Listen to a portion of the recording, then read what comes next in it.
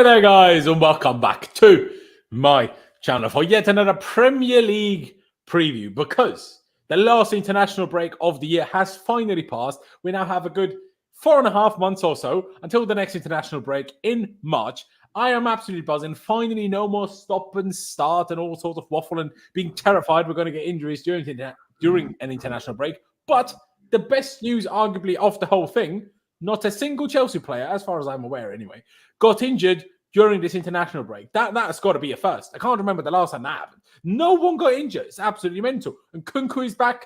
Not quite, but we'll talk about that. Romeo Lavia is back. Fofana has the most miraculous of recoveries I've ever seen in my life. Mate, we're buzzing. We're going to win the league. Not quite. But yeah, we will, of course, also talk about what Chelsea can actually still achieve this season. And I'll get the boys in on this, kind of point already. Because to me, tomorrow against Newcastle is a real test to see whether the run of form that we've been on recently, the good game against City, even though it was only a draw, the win against Spurs and a couple of decent performances before that as well, whether that was kind of just a bit of a purple patch because we do well against teams that give us space, or whether we're kind of still in the same position as we were before, and as soon as we play someone that sits a bit deeper, we look dreadful again. To me, that is a real test because Newcastle kind of poses kind of the mix of both. Because Newcastle, even at home, they don't go full guns blazing all the time. They will sit deep. They won't sit deep like a Brentford, but they will not be like a City or a Spurs, crazy high line constantly. That's not what Newcastle do. They will, make sure they are somewhat defensively solid and everything else, right? And obviously with how difficult Newcastle away is anyway, to me, that's going to be a real big test about where we can still go this season. Obviously, there's still stuff to come when Nkunku is back or when Nkunku is then fully fit, In general, now that we'll have less international breaks, the team can work together more with the manager and stuff, and we should improve. But to me, still tomorrow is a kind of I don't really know what the right word is, but it's kind of like almost like a direction sign. We'll see how tomorrow goes, and that tells me roughly which direction we're going to go for the rest of the season. Maybe I'm overvaluing it now, but I feel like it could be a bit of a test like that. Dams, I'll start with you. First of all, thank you for being back on. It's been a hot minute.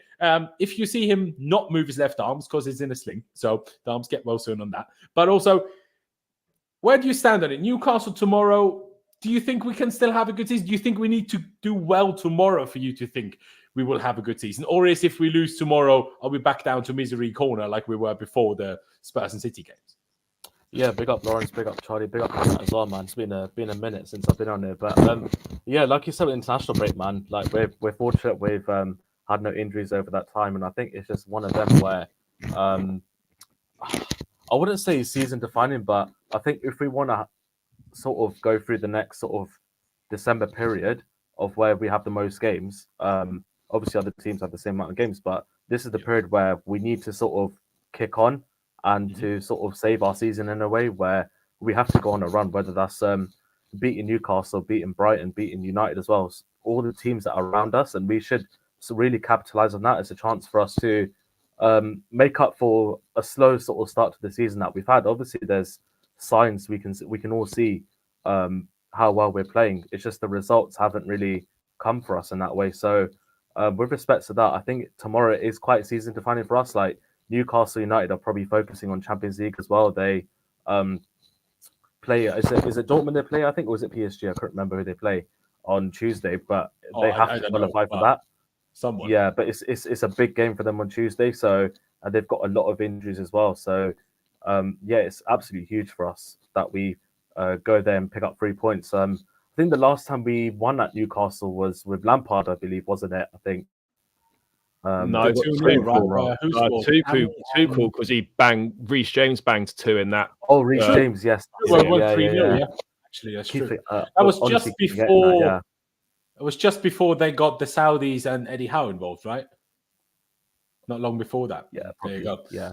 It's been a tough round over the years, but you're right. Actually, with Tuchel and with Lampard, we won there. We've won 3 of our. I was looking at it earlier. We've won 3 of our last 5 there, which I thought we struggled there a little bit, but 3 wins in the last 5 is not actually that bad. No, it isn't. I think the one was on the Sarri where they scored like a late own goal, like a Alonso shot that got deflected in last minute, and then obviously the 2 we just spoke about, and the Lampard and Tuchel. But before that, we hadn't won there in ages. I feel like. So yeah, it's a weird one. Hey, one place where nowadays we seem to be better than in the good old days. Do you know what I mean? So, it's something, I guess. Charlie, I'll take it to you. First of all, thank you for being back on. I appreciate it. Similar question as I posed to Dums.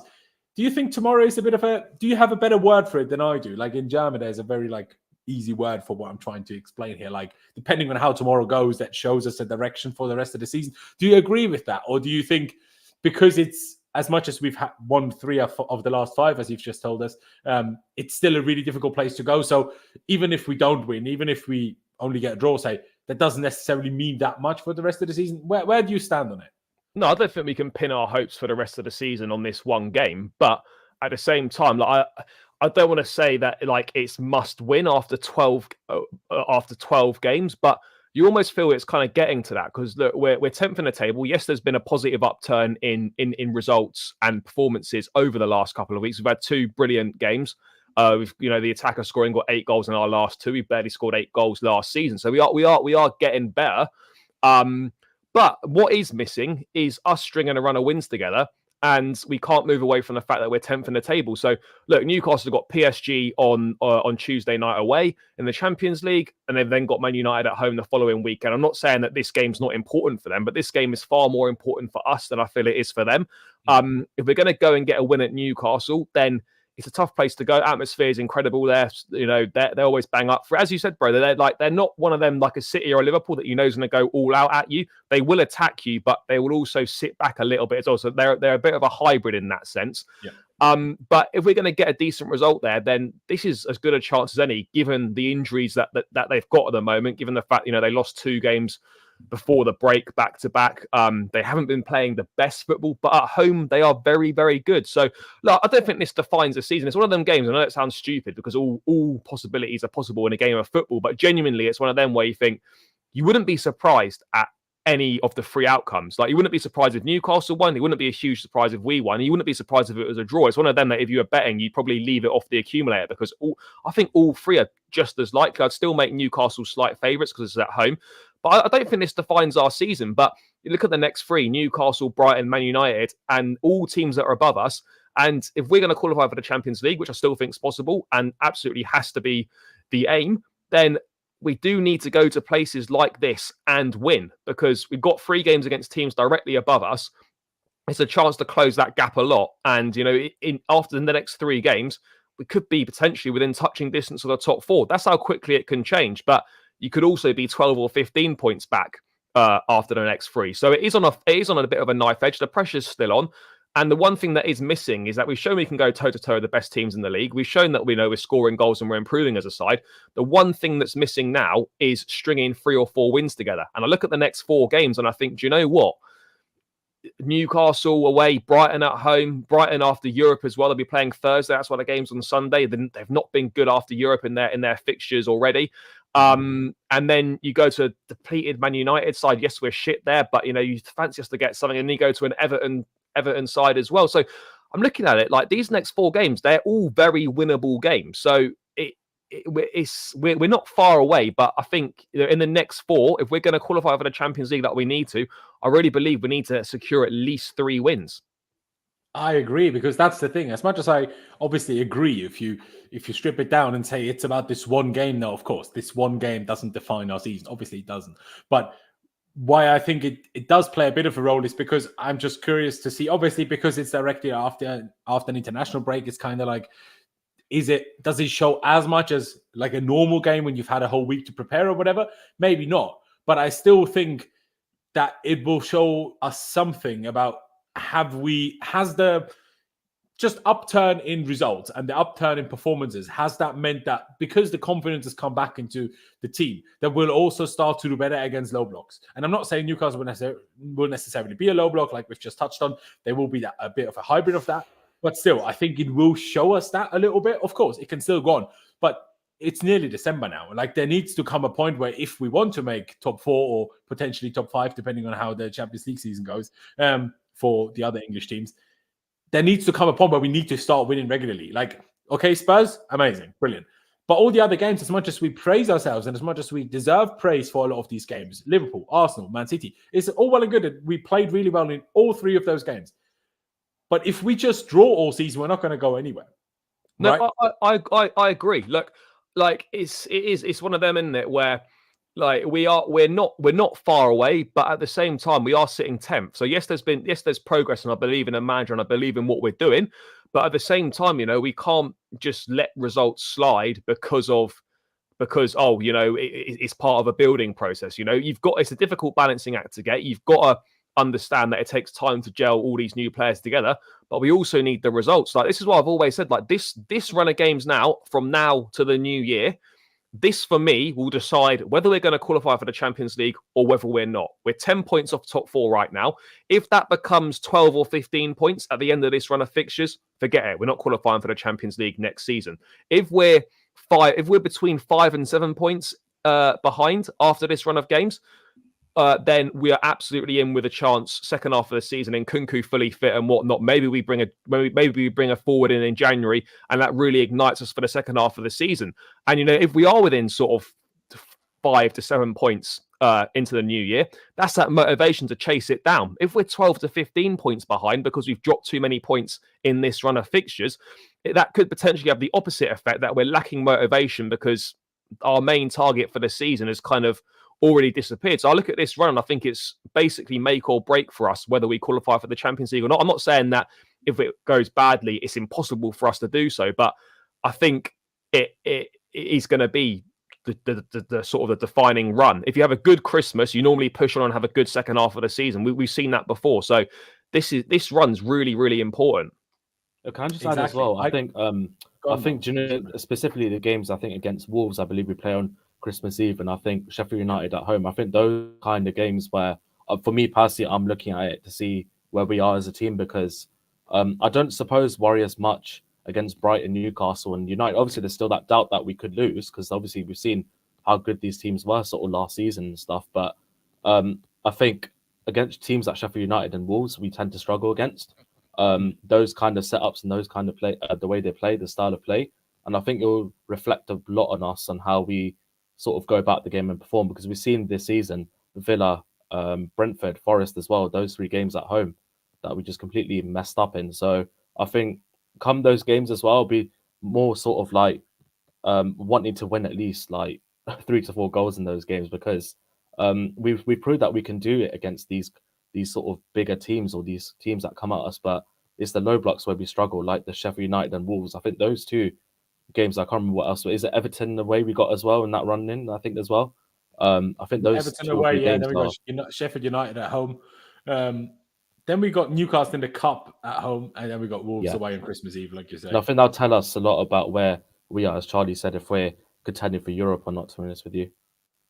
Exactly, because that's my thing. Because I agree with both of you that the next 3 games are winnable. Yes, it is possible for us to win at Newcastle, especially with their current injuries and potentially focusing a bit on Europe. Although at the same time, like, for a team that isn't realistically going to have a stab at winning the European competition, it matters much more to qualify for Europe again than it matters to do well in Europe right now. Because it's much, in a way, it's much more important for Newcastle to get to Champions League again than it is for them to get out of this year's group, in a way, because they just need to be in it consistently, and then they will not have problems to qualify as much anymore as well. But as much, like I say, as much as I agree with both of you that all those games against Brighton, Newcastle, and United are all winnable, what I fear is we're probably going to play well in most of them, or reasonably well anyway. What I fear is not winning, because I think mentally it's like the Sheffield United game at home, the Forest game.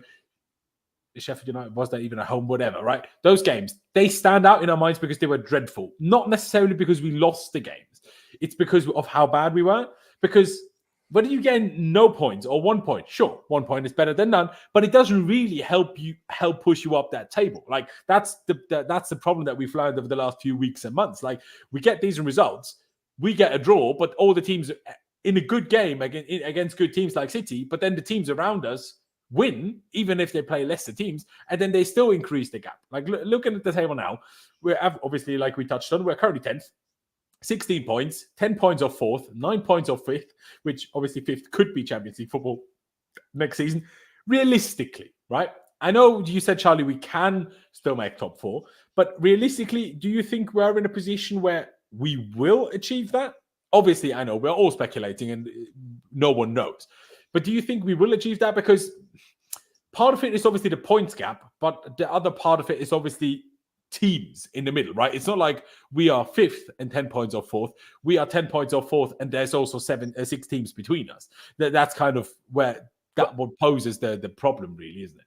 I still think we can. I'm not going to change my mind from what I said at the start of the season. I said we'll qualify for the Champions League next season, and I still believe that after 12 games, because there's so many more games to come. Yeah,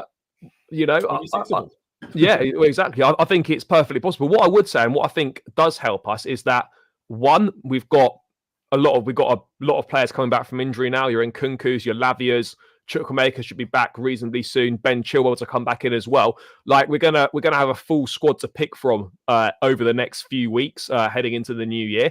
And also, what I would say, us compared to the teams above us, our ceiling for improvement is so much greater than those teams. What you're seeing from the teams above us right now is pretty much what you're going to get. I don't think they're going to get that much better. Whereas for us, Newcastle, maybe Newcastle get a bit better potentially. But in terms of like the improvement and the ceiling for improvement, look at the teams we're chasing down. They're not going to. I don't think they're going to get any better. I can't see Aston Villa improving from where they are right now. United might get a bit better, but we're not talking about levels better. Brighton, I don't see them maintaining. I think they'll drop off. West Ham, obviously we're behind them, but yeah, they won't be competing, in my opinion. So I think our ceiling to improve is greater, which gives us an advantage over the other two teams. You've got key players to come back, and yeah, for that reason, I feel confident we can still do it. But it obviously does require us to start winning games and not to drop stupid points, which we have been doing. So yeah, it's going to be.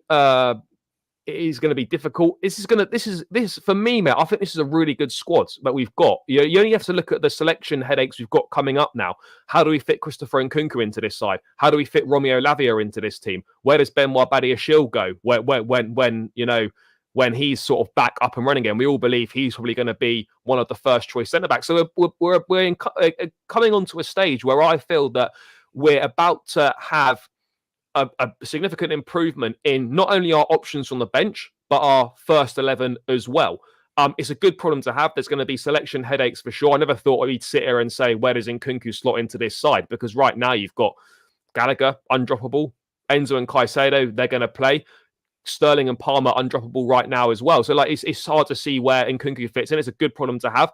Mate, I still believe that we can qualify for the Champions League. Like if we don't, we don't. But I'm not seeing anything right now to suggest that we absolutely can't do it. If we go and get an Ivan Toney in January, that only strengthens our chances even more.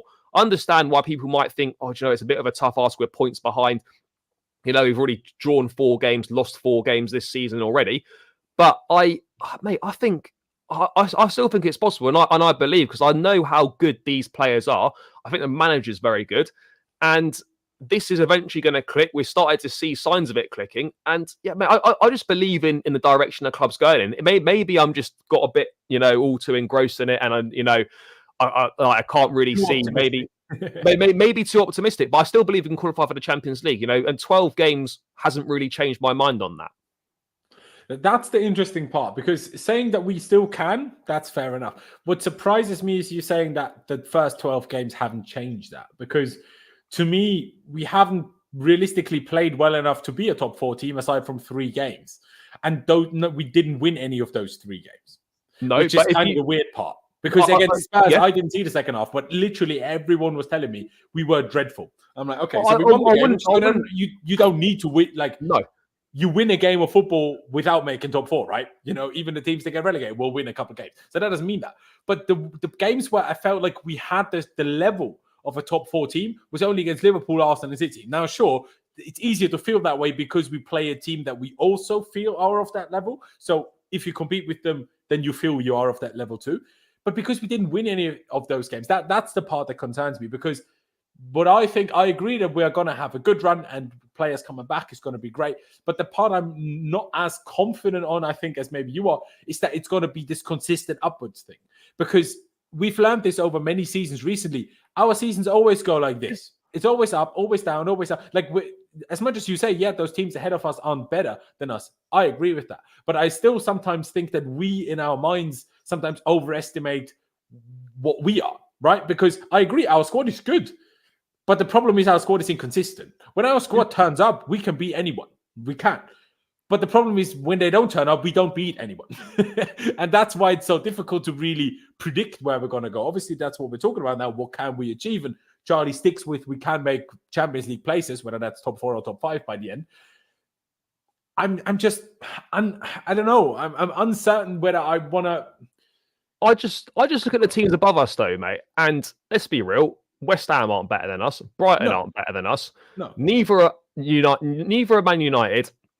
But United, they could sack Ten Hag any day and then be completely different. We don't know that. And I don't think Newcastle are that much better than us either. Look, Villa right now, I think probably are a better side than us. But generally speaking, I don't look at those sides and think, fuck, we're miles behind any of those sides. Like, even though we're behind in the table, I don't think we're worse than those teams. So, look, of course, things can change. We're going to have, I think we'll go on a good run, but there will be inconsistencies, which is what you get from a young team. That's just the reality of the situation. This is the direction the club's gone down, and we have to accept it. Well, not accept. We don't have to accept it. We have to acknowledge as fans that there's going to be ups and downs on this season for sure. Maybe that's what. Sorry to interrupt. That's what makes me be not as confident anyway as you are in terms of are we going to catch them up? Because if we were level, like similar points, I'd be like, yeah, we can finish ahead of them across the whole season. But catching teams when we are ourselves inconsistent, it's difficult to catch anyone when you're inconsistent, if you get what I mean. Like, obviously, it depends on how inconsistent you are. Hopefully, we'll be better than now. I hope we don't finish the season on what will be an even split of 38 divided by 3. You can't do that. But, like we have now 4 wins, 4 draws, 4 losses. If we end up with a similar ratio by the end of the season, well, we're definitely not going to be a top 4. So we need to be better than we have been so far. And we will be. It's just a question of, are we going to be that much better? Because I agree with you. We're better than Brighton. We're better than West Ham. We're probably better than Newcastle. It's difficult because their home form is great. Our home form is dreadful. And then it's like, well, if they get knocked out of the Champions League in the round of 16, say, if they make it through, well, then they have the rest of the season off just like we do. So then are we really better than them? Especially if we still don't fix our home form? I'm not sure. But the problem is we're not aiming to come 6th. We're aiming to come 4th. And yes, there are teams in between that who will be up better than, but there is Spurs, there is Villa, there is United, there is potentially Newcastle. Okay, Villa is maybe, but are we just thinking that we're better than Villa because of where Villa were for the last, 50 years or since they last won the Champions League? I don't know. It's difficult. Damesh, I'll come to you. What do you think we can, but also what do you think we will achieve this season? Because I think all of us in our optimistic mindsets, we think we can still make top 4. The different question is, will we? What do you think? I agree with Charlie, to be fair. I think we still can qualify for the Champions League places, whether 5th place gets that or not. But I think one thing I need to add as well to what you guys have said as well, like people have forgotten as well, all the teams currently above us, apart from Tottenham, all have Europe as well. And they're most likely to progress onto the further rounds as well. And then that will obviously require more squad depth for them as well. So, sorry? Except United, they might not qualify. Yeah, that's true. But then they've got it all to play for as well. Whether that's they qualify for Europe or Champions League. So that's one thing that's come to our advantage as well. But at the same time, as I said, Tottenham is probably the only team apart from us that are looking at the sort of European factor. So with regards to that, I think it puts a massive sort of advantage for us, especially if those teams qualify as well. So yeah, I definitely still think we can make top 4. I think with the way that we're sort of building up our rhythm at the moment, it's kind of a shame the international break fell when it did, because we were starting to pick up some momentum. And yeah, I mean, we'll see how tomorrow goes and stuff, and see how the next sort of run of games goes. But it's just one of them where keep it going. Hopefully we don't get too many injuries as well, or no injuries at all.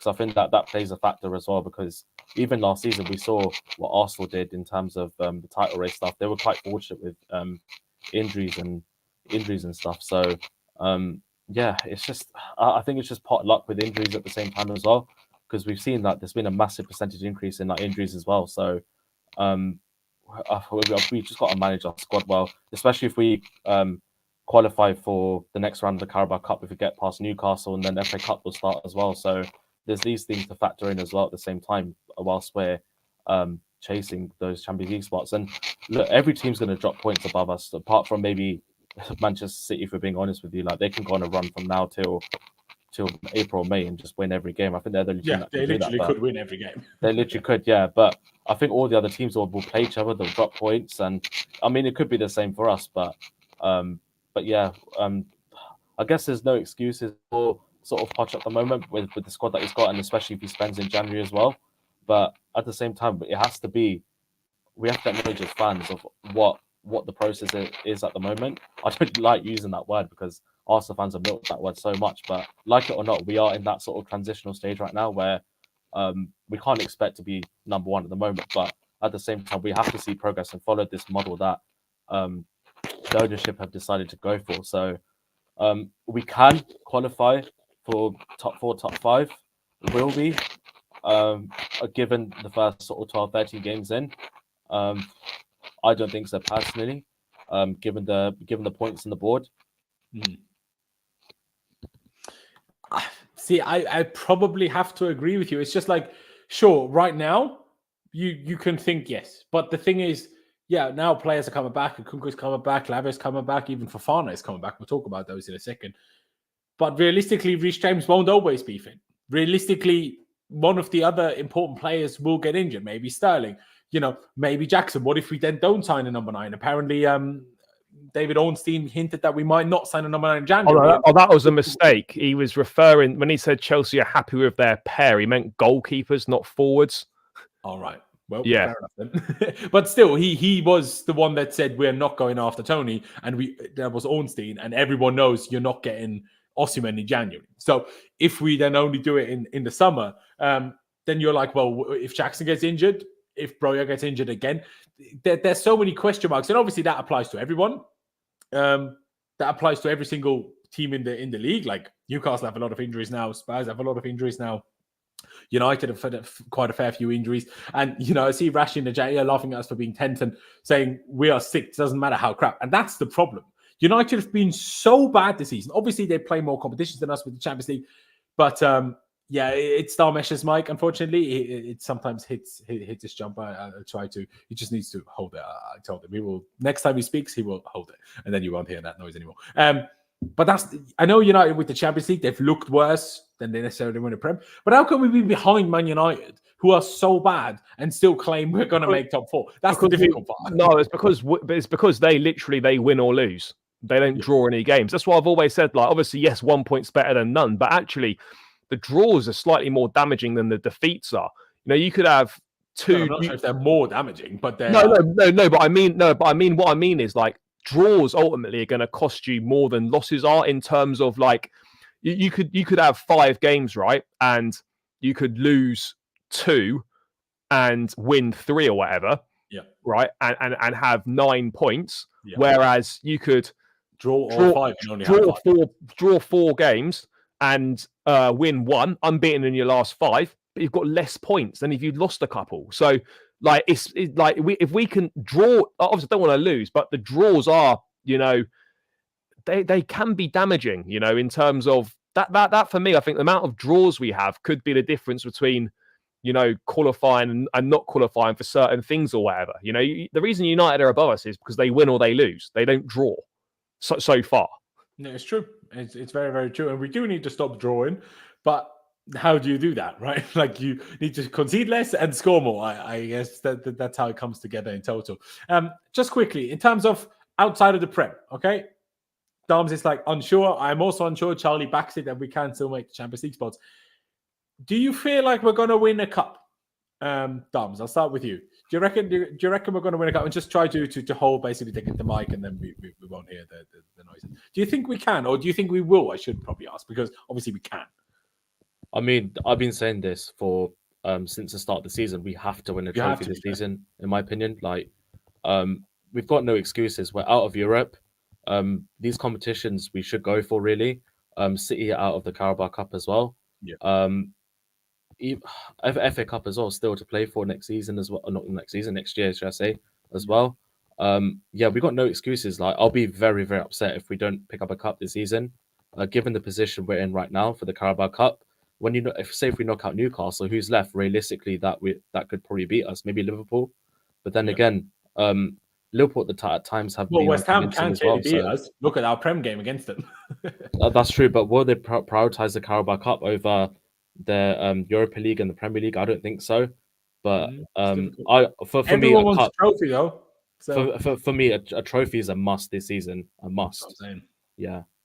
There you go. I think so as well. I think we can. Obviously, after tomorrow, we might have a different opinion. If Newcastle spank us 3-0 tomorrow, then probably none of us are going to feel very confident that we're going to beat them in the cup, I guess. But, we can certainly go through with it and win it. I just remember, obviously, that first Jose Trophy in his first and second spell with that Carabao Cup. Obviously, we're not going to win the league this year. We're all aware of that.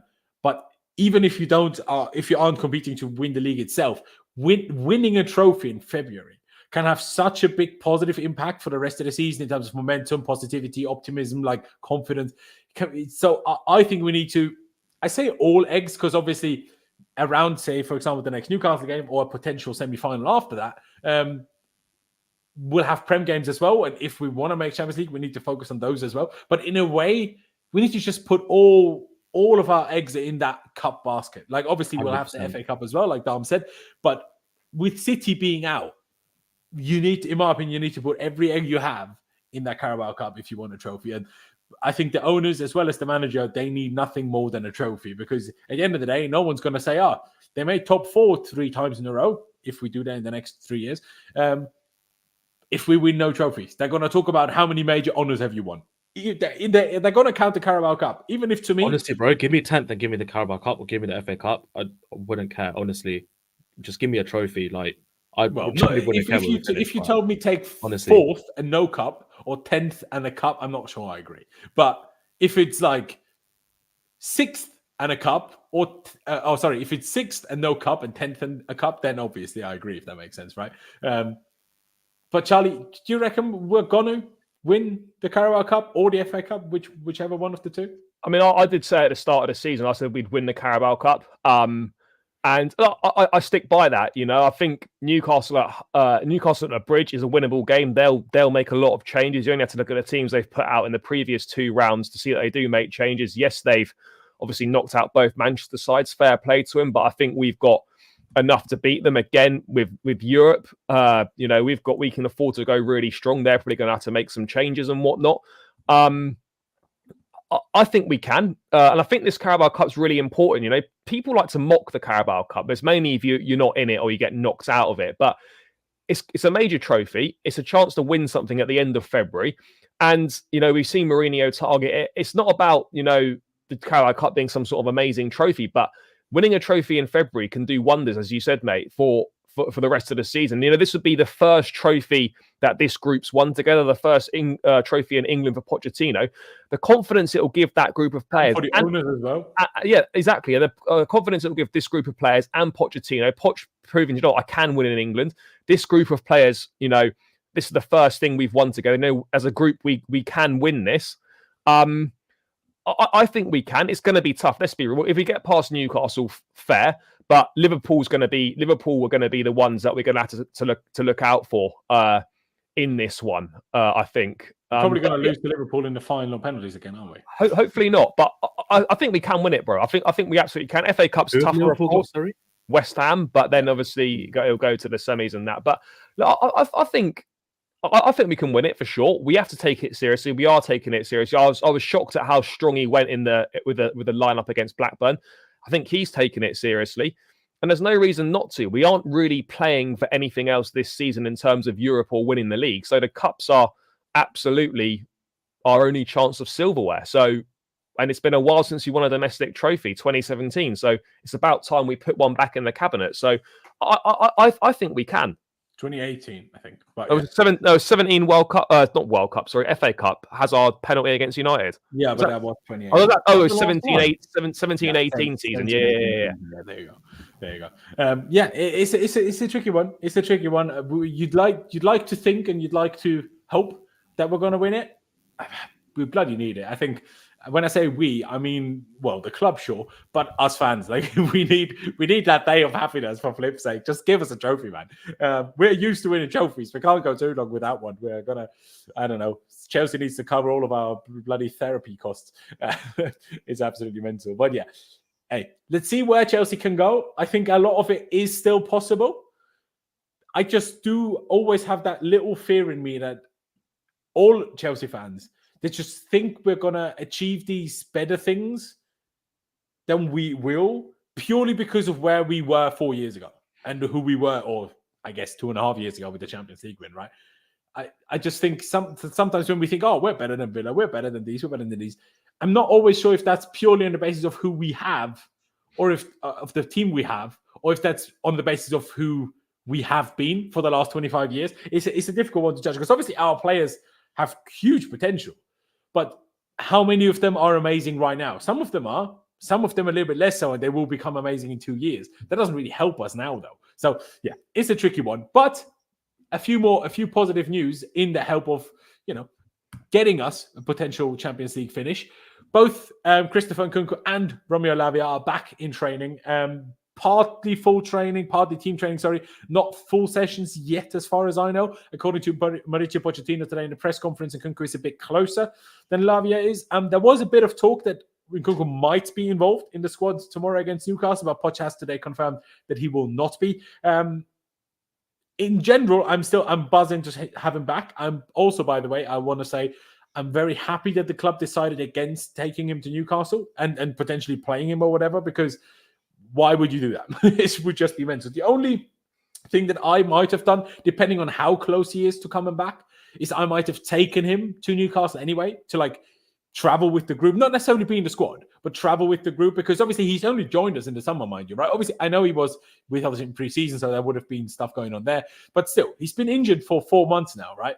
He's not been in any match day really involved. Obviously, he might have been there at the bridge every now and again, and we just didn't see him, but I don't think we've ever seen him sit there. He's not been to any away days. I feel like maybe it would be a good idea to just involve him, to just, I don't know, when he does then play those away days, that they're a bit less new to him, that it's, just to have him tag along. Sure, that doesn't seem like it's going to happen. Fair enough. But in general, I'm just buzzing at the back. I'm buzzing that we didn't have another injury in this international break. Players are just coming back. Lavia and Nkunku, I'll start with those two first. How good is it to see them back? Because there's nothing worse than essentially the star player we signed over the summer in terms of that's really going to make an impact in terms of what we are as a team. Now, there is Caicedo. It's worked on and off so far a little bit, but he's a midfielder, right? Midfield, okay, we changed a lot of our midfield. So, you can say we still needed to improve it in a way because of how many players we let go, but midfield hasn't really been the issue. Sure, in individual games, maybe, but overall, it's not been the midfield. It's been that we don't score enough goals when the opponent sits deep. Do you think Nkunku can be that person to unlock that, Dams, or are we all putting a bit too much pressure and expectation on him? Because let's not forget about Bundesliga attacks. Yeah. No, do you know what? I think it's a bit of both, to be honest with you, because we kind of saw in pre-season the style of play that Poch was kind of playing and the team that he was building around Nkunku. So with that respect, a lot of people said, oh, if we have Nkunku back, then our goal scoring issues will just evaporate. But at the same time, people probably saying that, oh, Bundesliga attacks are probably not good enough for the Premier League. But I think it's a mix of both, to be honest with you. I think it's just a wait and see how he does. I'm more confident of Lavia settling in sort of more than Nkunku. Obviously, they play different positions and stuff, but I'm pretty sure Lavia will settle into the team quicker than Nkunku, given the severity of the injury as well that Nkunku's had as well. So, yeah, for me personally, it'd be interesting to see how. For the same amount of time, though. But wasn't Nkunku's injury more sort of serious than Lavia's? I guess. Or... I mean, I get where you're coming from. Absolutely, he had. And obviously, he has to adjust to the league as well because he's not kicked any Premier League football. If you've been out for the same amount of time, I don't know how much of a difference. Different league. Obviously, that is a valid point. That's a big thing because we've seen so many times of how many players in the Bundesliga come and flop, but then the ones that are actually good are really, really good. Like just two examples, Haaland and De Bruyne. They're just they're world class. So. Not saying Nkunku can't be or he can be, but it's just a wait and see. And then, it'll be interesting to see how other players respond to sort of Nkunku being back, like the likes of Cole Palmer, Gallagher, how they sort of respond to that mentally as well. With Nkunku pushing on the door to start games, as well as with Lavia, even with Caicedo and Enzo in the middle, like a bit more competition. I think would do us the world of good, to be honest. With producing more results. Can I just jump in there and maybe turn another question out of this? Are you happy that the club decided against bringing Nkunku? Like, let's go away from my, hypothetical idea, bring him along, even if he's not involved. But because obviously there was talk from Nizar Kinsella in the week that if he does, do a full session before Saturday, he could be on the bench. Do you agree that it's probably better that he's not? Because why would you rush it? Like, it's the last thing we need right now is to rush it and him get injured again. That's literally the last thing we need. Yeah, no, 100% agree with the decision to sort of keep him back until at least, because, if he sort of trains next week and stuff, which I'm assuming he will, he'll have a full sort of training week with us next week after we play the Newcastle game. They're potentially Brighton at home, which is our next game, I believe, isn't it? Yeah. Bench, Brighton at home. Could make the bench for that, possibly. Maybe get a few minutes out of him, depending on how the result goes. And then what way, say we need to unlock the door against Brighton, which is kind of unlikely the way they play, but say we do need a goal, Christopher Nkunku, it'd be great to sort of see him step onto the pitch, make his sort of not full home debut, but make his debut on the pitch for us at Stamford Bridge and see what he can cook up for us, man. But yeah, I'm excited to see how him and Lavia definitely bed into this team, to be honest with you. And even like, I think someone just put a comment, Vic, there about Sheffield United. I think that'll be ideally a great game to ideally have him ready for that kind of game as well. As I said before, a low block. It's still a while away down as well. So December 16th. That's 3 weeks. Yeah, it is a while away. But to be fair, we have to remember as well the amount of fixtures in December as well. So you might even get a run up before then. Like we might see him at Old Trafford. Who knows? Maybe. Yeah, I think Sheffield might be the first game he starts. Potentially, maybe Newcastle in the Cup. But I think we'll see him off the bench before that, I think. But I could obviously be wrong. I don't know. We'll have to wait and see. Charlie, I'll come to you. First of all, I assume you're as happy as we all are that these two are both as close to returning as they are. But do you agree with the decision that it's better to not rush him and bring him to Newcastle now and just play him for the sake of it? Now, I understand that maybe from a psychological perspective, it could be a benefit to the team, him just sitting on the bench, even if he wasn't used. But I still think I'd much rather play it safe than sorry, because like I say, the worst thing that could possibly happen, imagine he plays, gets injured again, is out for another 4 months. Like I'd literally dig my own grave.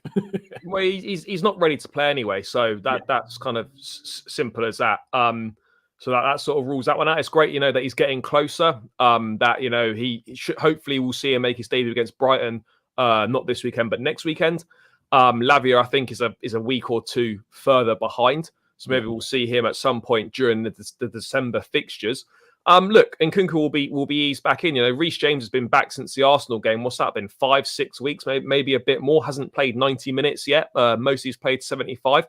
I think we'll be looking at a similar sort of reintegration for Nkunku as well. And it's the right way to go. We want these players to be available for the rest of the season. We don't need to rush them back in and like we've done in the past, because we haven't got options, we haven't got the depth. We've got, we're very well stocked in those forward areas and players are in good form. So whilst Nkunku will definitely play for this team and will make a difference in the long run, we aren't desperate for him right now. So, it's a positive for sure because it gives us more options. But yeah, just take our time it's a positive. Definitely, it's going to give us options and whatnot, and will make us a better side in the long run. But yeah, for me, mate, there's no need to rush him. Take our time with him and just go from there. So I have a question for both of you as well, and maybe the chat as well. What kind of midfield would you sort of pair Lavia up with? Would you pair him with Caicedo? Would you pair him with Enzo? Would you pair him with Gallagher or anyone else? Like how do you think he'd fit in personally for you guys? I think he goes Enzo or Gallagher for me. I think he goes in I think he'll rotate as one of the pivot options to start with. Yeah. But then obviously, if Gallagher drops form or we start to rotate over the Christmas period, I think ultimately, long run for me, when we signed Lavia, I looked at it and thought, in the long term, whether that's back half of this season going into next season or whatever, I think long term, the midfield three will be Lavia, Enzo, and Caicedo. That's what I think it will be long term. I don't think we're going to get there straight away, but I'd imagine that will be the midfield. You don't think one of them will just be sold? Because I don't see, unless we sell Nkunku, I don't see how we start these three all the time. I don't see how maybe not all the time, but I think that will certainly be a midfield that starts a lot of games, in my opinion. But yeah. I could be wrong, but I think to start with, Lavia will certainly rotate as a pivot option, I think, for most of the rest of this season. Yeah, no, I agree with Charlie on that, absolutely. I just fear that if any of them become as good as they can become, and that goes for any of them three, let's say all three of them become, there is no way they all stay here. Because if they all become as good as they can become, which is some of the best midfielders in the whole world, none of them will be happy of not playing sometimes. All three of them will want to play every game if they become as good as they can become. So then they won't all be here. But in my opinion, because obviously you never know. It's probably not going to be Poch anymore by then. So who knows what system we're going to play and everything. I get that. But while you have Nkunku, and I don't really think Nkunku should be playing as a lone striker. I don't really think Nkunku should be playing as a winger. So therefore, either as a second striker or as a number 10. None of that leaves a three-man midfield. So how do you, if they all become incredible, how do you put all three in a team? I don't know. But that's for the manager to figure out, not for me. So there you go. But yeah, for this season, maybe I'd like to see Lavia and Caicedo work together, but I think that will be counterproductive for Caicedo, because I think Caicedo needs to work on being the sitter more, because that's, in my opinion, what he's not been good enough yet. And not necessarily he's been bad at it, but he's been not 115 million pounds worth of good at doing that. And Lavia does that. And if you then play Lavia and Caicedo together, Caicedo will be the one that goes forward, which means when he then doesn't play with Lavia, he's not as good anymore. He's still not improving at being the sitter, right? So that's why I wouldn't necessarily play them together. But obviously, depending on injuries, you might have to do that. And like True Blue Clay says here, we also have Fukuchukwu, the poor guy, because he won't be getting a lot of minutes. I think he's been great for us. Personally. He has, but he still won't be getting a lot of minutes while Gallagher is playing the way he is. So that is its own separate issue. And now we'll get to one of the most mind-blowing and potentially miraculous things I've ever seen. Wesley Fofana is back on the grass. Now, he's not in team training. He's not even training with the ball. I think he's just running. So let's not get ahead of ourselves. But I don't think any of us were expecting this, because reliable reports were saying when he got injured. And when did he get injured, Charlie? When was that? It's August, wasn't it? Charlie, you're muted, sorry.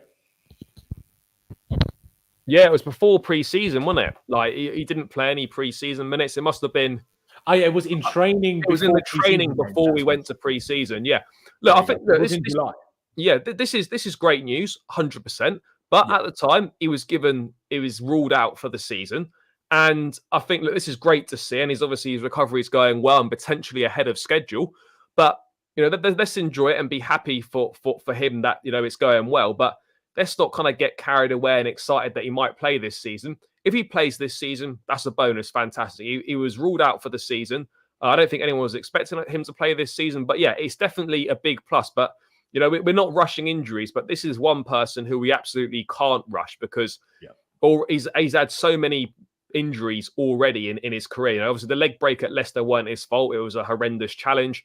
He's picked up injuries here and there for us. The knee injury probably isn't his fault either. But... No, and the ACL and whatnot. Unfortunately, we've never really heard. Well, certainly I've not seen. We never really heard how it really happened. So, We just heard he had ACL surgery. But I'm now thinking maybe he, even though the report was a ruptured ACL, maybe it wasn't fully ruptured or something, because otherwise I'm a little bit baffled how he can be out on grass. Now, obviously, it happened in July. If you go July, August, September, October, November, we're 4 months in. It's nearly December, so we're a good 4 months in. And usually the recovery time from an ACL injury is between 6 to 12 months. Different for everybody. Usually the average is 9 months. That's not completely unrealistic from now, but probably slightly ahead of schedule, because if you start running on the grass within 2, maximum 3 months, you should be back to playing if things go normally. But I think what this proves again, and I'm not necessarily saying for Chelsea, but just press in general, journalists, first of all, they waffle without knowing. And also, they always paint everything as bad as it can be. Because when we go back, if we brought up the report on Fofana's injury, they probably said up to 12 months, or he could miss the rest of the season. But they don't specify what the sooner end could be, right? So all they say is could be the end of the season. Just a worst case scenario, isn't it?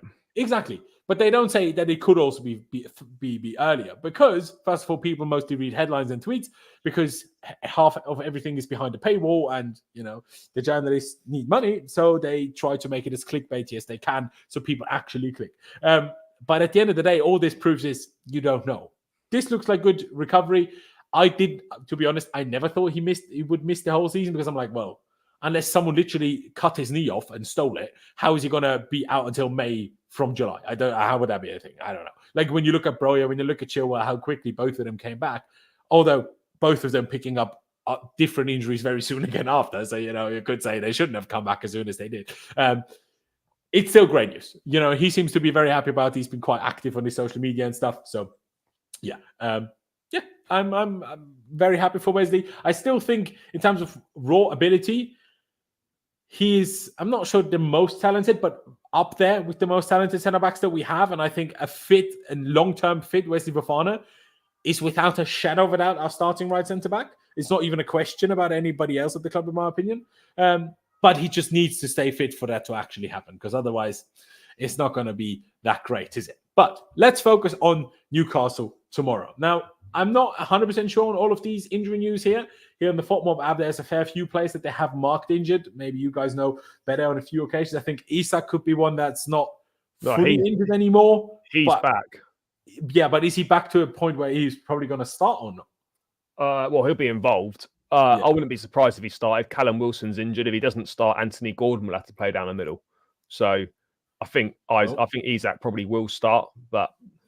Well, I guess it depends on whether they do it like us and are careful with injury. I mean, his wasn't a major thing though. He was out for a few weeks with a groin problem. So I think if he's fit, he goes back in. There you go. So let's see about that. But even if he does start, probably not at 100%. So no. I guess maybe we'd even want him to start from that perspective. Harvey Barnes, I think, is out. Jacob Murphy's out. Like you touched on, Callum Wilson. Elliot Anderson, whoever he may be, some midfielder. He's a midfielder, yeah. Yeah, exactly. Tonali can't play already anymore, right? Or can he still play? No, he hasn't played for a few weeks. No, exactly. Sven Botman is out. Matt Targett is out. Dan Burn is out. So, like, a lot of players out. Lewis Hall can't play because it's a loan. True. Lewis Hall can't play. There you go. But obviously, they do have Kieran Trippier, who, if any of you play FPL, I mean, he's a flipping points merchant. He's almost as good as Haaland. Because literally, everyone has Haaland. So Haaland is almost irrelevant. Because, like, if you look at the stats, I think 83% of FPL players have Haaland. So, like, kind of makes it completely pointless, really. You might as well not have him. Except when you don't have him, you just lose points to all the other 83%, which is the nightmare. But hey, if you play FPL, just put Trippier in your team. Maybe not for tomorrow, but after that, put Trippier in your team. He's points guaranteed. Anyway, with them being injured, how do you boys think we should and will line up? Because the one big question, obviously, is, first of all, does Gallagher stay in the team? And if Gallagher stays in the team, does he stay in the team as the 10 or not? Just to quickly summarize of what Pochettino said in the press conference, everybody, as he's phrased it, returned in normal condition. But Caicedo was the last one to return. Caicedo only returned from Ecuador today, I think in the night. So I am not quite sure how likely it is that Caicedo starts. He might be on the bench. They were training today. I'm sure he was, but probably not at full pelt, right? And jet lag, and like even if you can run and you're not injured and stuff, jet lag will still affect you. So I'm not sure how smart it will be to play him. So I don't know. That will be an interesting one to see whether Caicedo does start or not. But first of all, first question before we get into anything else, would you stick to the 4-2-3-1 that we have been going with, Charlie, or would you change it up? No, I'd stick with what we've been doing. There you go. As would I. Dums, you as well? Yeah, mate. Yeah, same. There you go. In goal, it's not really a question because poor old Petrovic hasn't even gotten a game yet. I wonder if he ever will. How funny would it be if Pochettino didn't even play Petrovic in the FA Cup third round? Like, if he just didn't play at all season, that'd be mental. Probably forgotten that he's at the club, you know. So, I mean, we paid 15 million for a guy who hasn't played until January. That's mental. But anyway, Sanchez will be in goal. The back four. Let's talk about Badiashile, shall we? Let's start with you, Dams. What do we do with him? Because he's a centre-back. You don't really substitute centre-backs usually. So that's why it's difficult to do what we will do with, for example, Nkunku, who will first probably get 15 minutes, then get 20 minutes, then get half an hour before you get to start. It's more difficult to do that with centre-backs because managers are much more hesitant to take centre-backs off, bring centre-backs on, right?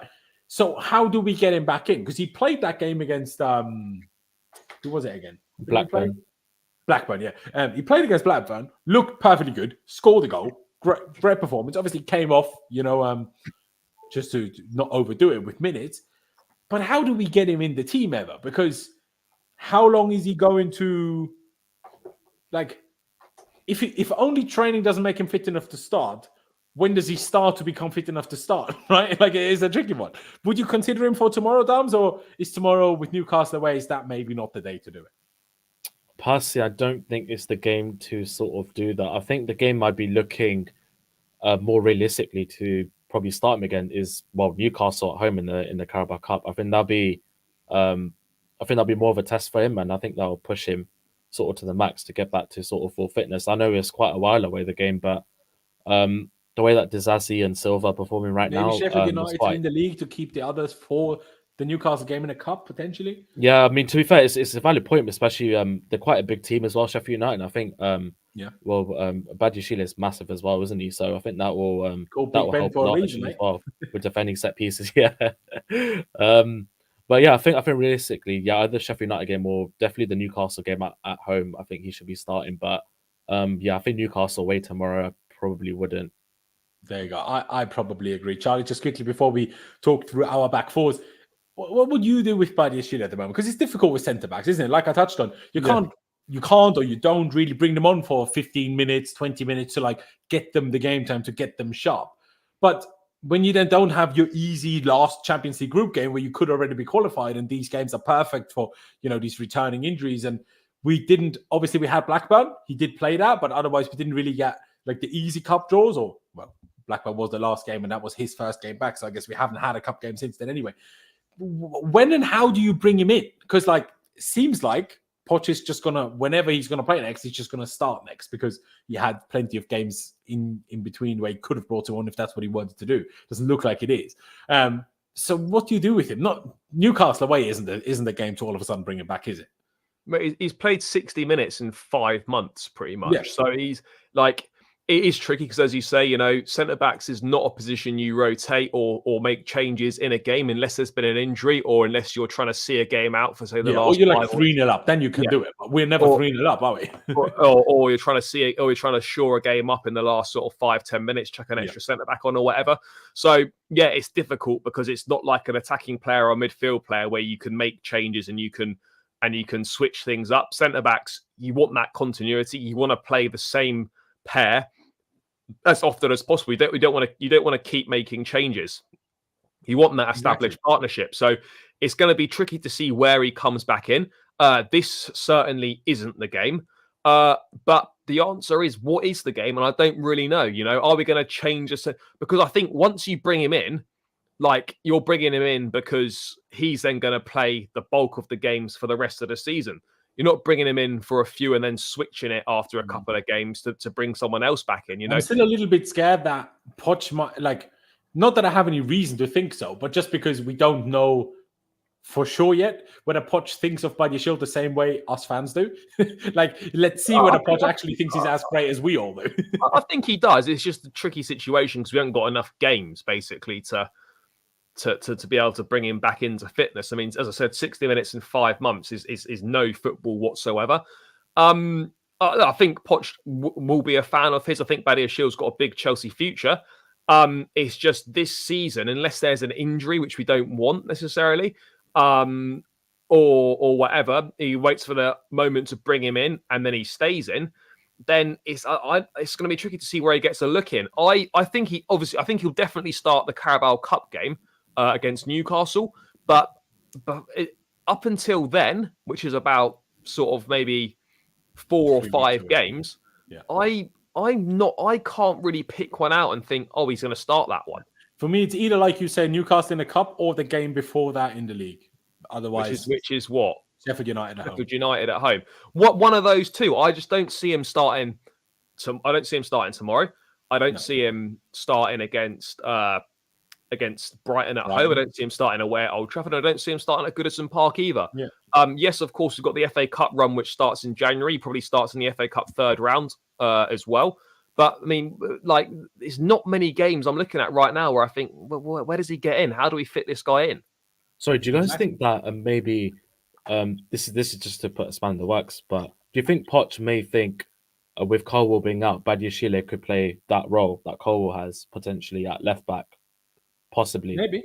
There's no need to, though. Yeah, no, there isn't. I arguably think Badiashile looks a bit more mobile than Colwell does. Colwell is better on the ball in terms of passing, but I think I think he's the left back, though. No, of course, Poch could be trying that with shoulder. But to me, Badiashile arguably looks a bit more suited to it than Colwell does. I don't know, maybe that's just me, and obviously I haven't seen Badiashile play there. But it's a tough one. One other point to bring up on this, by the way.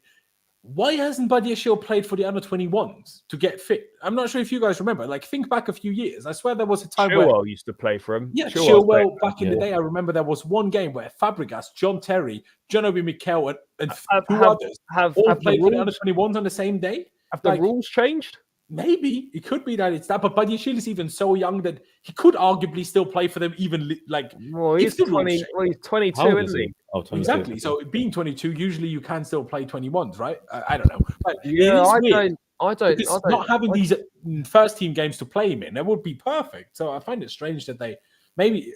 I mean, you make a good point. It kind of feels like the rules must have changed because otherwise, why wouldn't you have done that, right? Yeah, I'm not sure, but yeah, it's going to be interesting to see where he does get brought back in, but I don't see it being in the next 4 games. No, I agree. Let's get into the back 4 for this game then. It being Newcastle away, right? I know they have Dan Burn out, and I know they have Sven Botman out, who are 2 absolute man mountains. They're both like nearly 2 meters tall, nearly 6'7" or whatever that is in feet and inches. They're missing those 2, so obviously they're not quite as crazy, tall, and big of a team as they usually are. Also with Tonali not being there. But is this the type of game where Colwell at left back makes sense because of the type of opponent Newcastle are and them being so tall? You both think no? He's not a left back. Cucurella's playing so well. It just started last. Dan Burn isn't a left back either. Newcastle playing. No, I know he's not. But like we've got Cucurella playing exceptionally well. Like there's no reason to not play him. I mean, part of me still thinks that Pochettino will play Colwell at left back, but I absolutely think that's the wrong thing to do in this game, and just in general because he's not a left back. Simple as that. He looked very broken against Tottenham 1,000% in general. But if he did it tomorrow at Newcastle, I'm not saying I'd pick it, but if Poch picks it, I'd be more accepting and more okay with it than when he did it against fucking Brighton. Because I'm I think he does pick it. I agree. I think he does pick it. Purely for the height and, defending set pieces. Reads like Trippier, those free kicks and corners that he's going to put into the box. We're going to need people to deal with those. And obviously Colwell is going to help us more than Cucurella does. But I agree with Charlie. I think Cucurella's been so good, it would be absolutely outrageous to not start him. Do you agree, Dubs? Yeah, no, I totally agree with that. Cucurella should be starting left back at the moment. He's really turned the corner from the start of the season. I remember there was games where he was. I remember just a couple of times this season, but the start of the season he was getting booed. I think it was what game was it? It was one of the cup games he started in. Was it Wimbledon we played?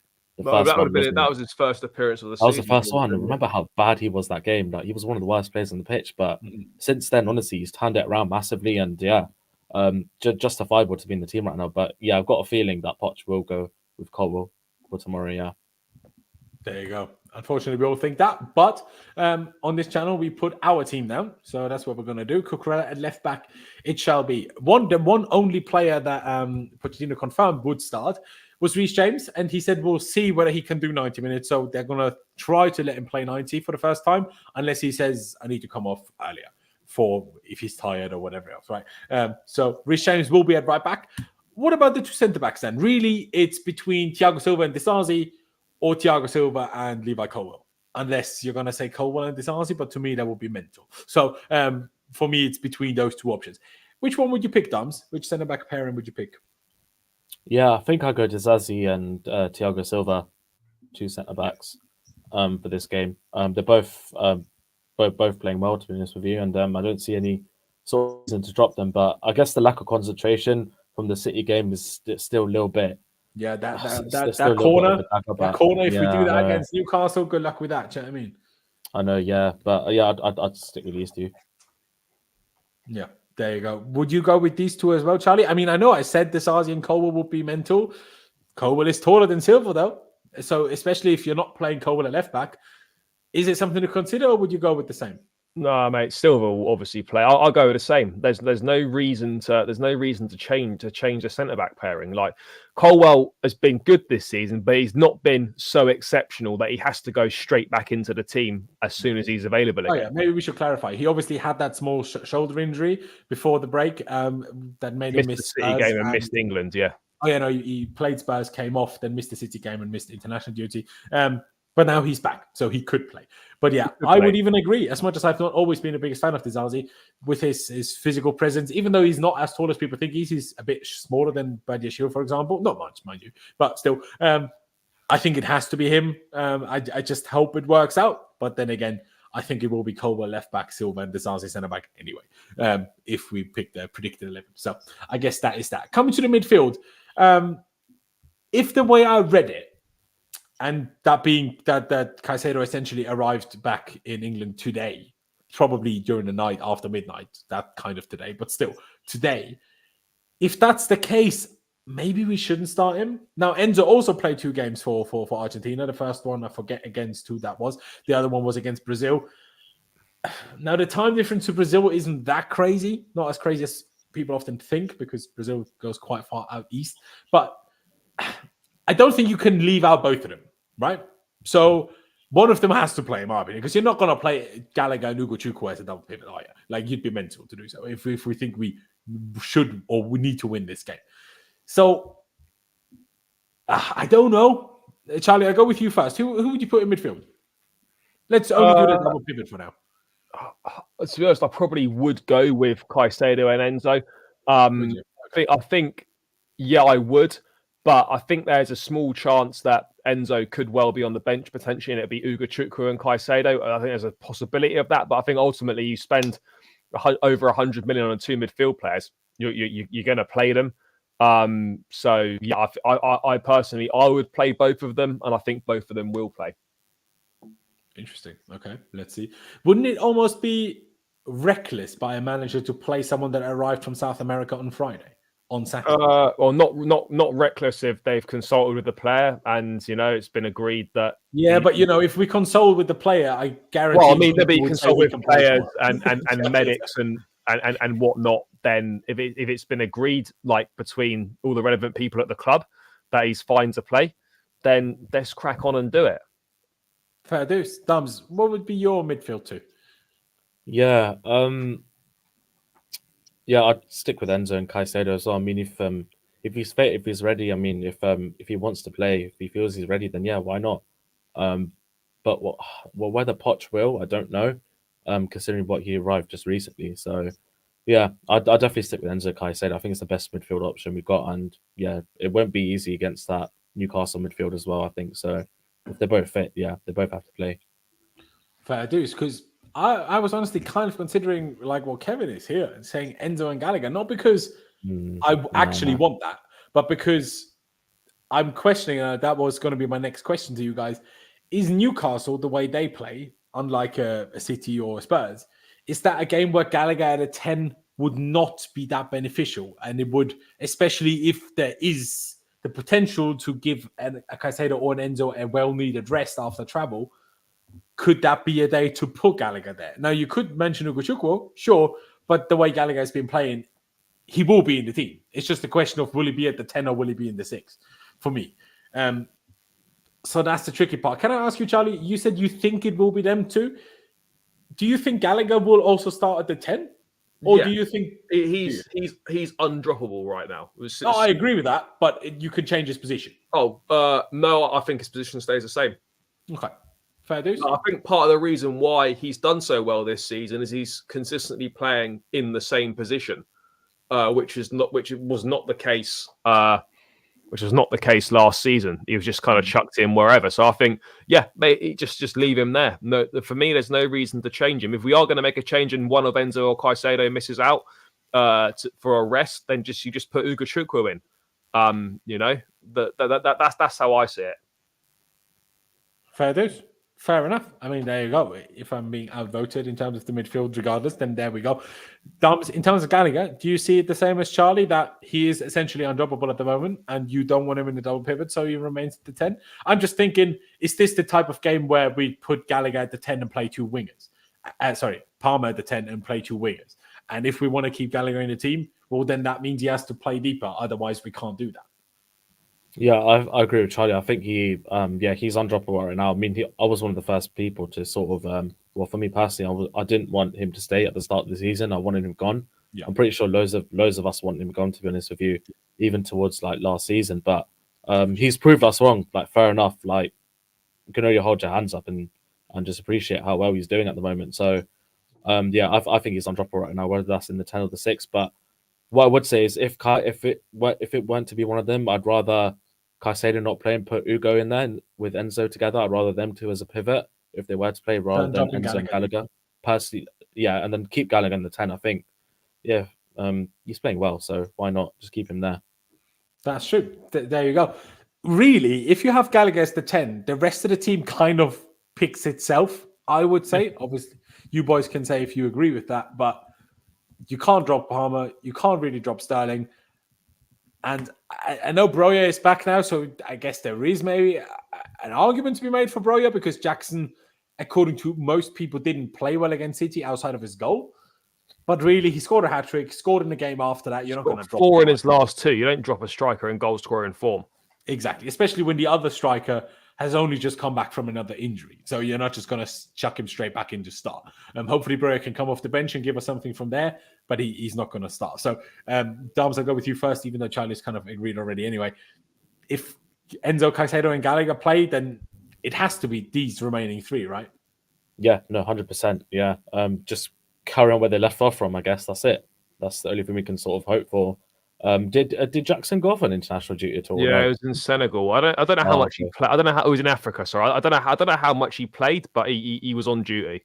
I just read a tweet, I think from CFC Daily, during a Senegal game. It was like 60 minutes in. They were like a few goals up, and so far Jackson was on the bench. But I had no idea if he came on later or whatever, but he didn't start the game. So that's all I know. The only, like, obviously Sterling absolutely deserves to keep his spot now. It just feels a bit harsh on Mudryk, the whole thing, because the dude finally seemed to find some form, managed to get another small injury, and then hasn't really managed to come back into the team, because Sterling, Gallagher, and Palmer all play incredibly well, which is a bit harsh. And some part of me kind of wants to just chuck Sterling on the right, Mudryk on the left, and make Trippier and whoever their left back will be then, without Botman and Lewis Hall available. Without Dan Burn and Lewis Hall available. They'll put Trippier. They'll probably put Trippier at left back because he's played there for England. They'll play Livramento at right back. Yeah, that's good, I think, as well. That is very much possible. Yeah. That is possible. I don't know if they've done that before this season, but that is absolutely possible. Well, then even more so, right? Trippier off his wrong side, Livramento certainly with his bigger strength going forward than he does defensively. Chucking your wingers on them and having Palm in the middle, maybe that would be a way to do it. But I think in terms of this has worked so well recently, I think we'd be kind of crazy not to at least start the game with this. We can at halftime, if we feel like it's necessary, you can bring Mudryk on for Gallagher, or Mudryk on for Caicedo and drop Gallagher deep or whatever. We can do that. But I think it kind of needs to be this for now. Unless Dams, is there any bit of you that says play Broja over Jackson? I assume not. No. Jackson stays in for me. Like Charlie said, if a striker's on form scoring goals, you can't really drop him. I'd keep the team as it is, to be honest with you. But it will be interesting to see if, say, come the second half, if we're looking for a goal or trying to get in ahead and stuff. If we do end up bringing Mudryk on for, say, For say one of the midfielders and drop Gallagher into that pivot and then push Mudryk out the left, Sterling on the right. Score, I guess, right? So. Yeah, if we're winning, it could also be that we take Jackson off, bring Mudryk on, put Palmer up front, and then 2 wingers. Possibly, yeah. Maybe bring Broja, obviously. But yeah, It's going to be interesting. I mean, there's this comment here by Marbedi, right, who screams at us, stop playing players out of position. I assume that was when we discussed Colwell, a left back, right? Or the only problem with it is Gallagher, maybe. I mean, maybe when we considered Palmer, Gallagher in the pivot, but Palmer is not a right winger. So, like, Palmer playing where he is right now, he's also playing out of position. Now, he can do it, but that's because he interprets right wing not like a right wing. He doesn't play like a normal right winger. If we wanted a normal right winger at right wing, you wouldn't be allowed to play Palmer there either. So, this whole argument is a bit like, no, people only say this when someone doesn't play well. If someone plays well, people don't give a shit about the right position. It's about, oh, you're not playing well, and it's not your position. Okay, then it's because you're playing out of position. Then people say this is why they're playing bad. There could be thousands of reasons, but people simplify it to that extent then. Because clearly Palmer isn't struggling, even though this isn't directly his best position. He even says 10 or as a right 8 is kind of, or as a winger that comes inside like he does for us. But that needs the right back to be attacking. And that obviously depends on how what the opponent allows our right backs to do. But with Reece James, I think we can be fairly confident. But to be honest, guys, I think we've kind of come slowly but surely to the end, except one thing. A score prediction. Charlie, I'll start with you. What do you reckon? A lot of negativity online. And they say negativity. Like Gary Neville said, we're going to lose 2-0. Paul Merson, who recently has become the absolute oracle of predictions, said 1-1, which honestly, I think he might be quite spot on there. He'd be close for that, yeah. Yeah, exactly. But do you think we can get a win? Yeah. What a change it would be. What a return from international duty that would be if we could get a win. I'm backing it. I'm going for a narrow 2-1 win. Narrow 2-1 win. I'll take it, Dance. Are you going to go with that? Are you going to go with something different? What do you think? My head and my heart saying something different. So yeah, of course. You can tell us both, mate. I think we'll have to have two predictions, like, realistically. I mean, like, my head, like, my heart is saying 1-1, but my head is saying 1-0 Chelsea. 1-0 Chelsea. There you go. It's an interesting one. Before I say mine, Vic has informed us about Jackson doing international duty.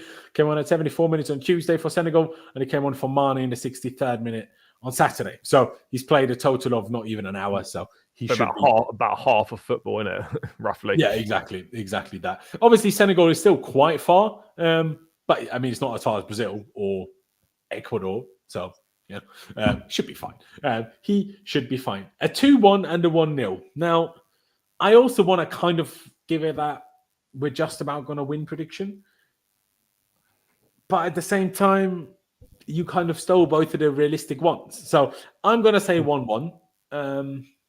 And hope I'm wrong. And hope we win. That's essentially what I'm going to say. Joab said, Cucurella played right back and we loved it. I mean, it's true, but that was when Reece James was injured and Gusto was suspended. Now that we have Reece James back, how about we don't play Cucurella right back? It's just an idea. Do you know what I mean? But yeah, ladies and gentlemen, I think it's about time we wrap this one up. Please do subscribe to Charlie's channel. As you can see, the @ is on the screen already, Blue Brother CFC, and the link is down in the description as well. Just need 20 more to get to 7K. So if anyone's not subscribed, it would be greatly appreciated. Exactly. 20 more. I'm sure there's 20 of you here right now that haven't subscribed to Charlie. Head down in the description, click that @ down there, takes you straight to his channel, subscribe to him, help him get the big 7K, and then we move on to the big 10. That would be phenomenal. Exactly. Dums, please do follow Damesh on his Twitter. The link is also down in the description as well as on screen. And of course, subscribe to my channel as well if you haven't done so already. Hit the like button on your way out. That would be massively appreciated. And of course, we will be back for player rating stream tomorrow straight after the game. So make sure you get subscribed, hit the notification bell button so you don't miss that. And we will see you tomorrow. Ladies and gentlemen, thank you guys for watching. Up the Chelsea, upwards and onwards. And see you next time.